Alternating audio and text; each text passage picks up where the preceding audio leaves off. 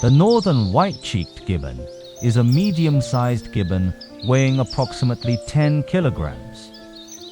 It has a slender build, with notably longer forelimbs than hind limbs, and lacks a tail, giving it a compact appearance.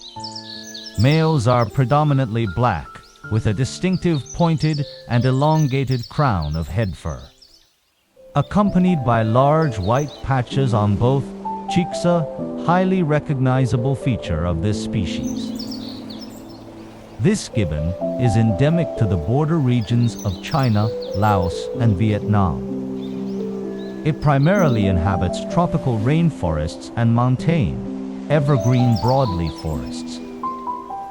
When foraging, it typically grips branches with one hand while using the other to gather food, alternating between limbs.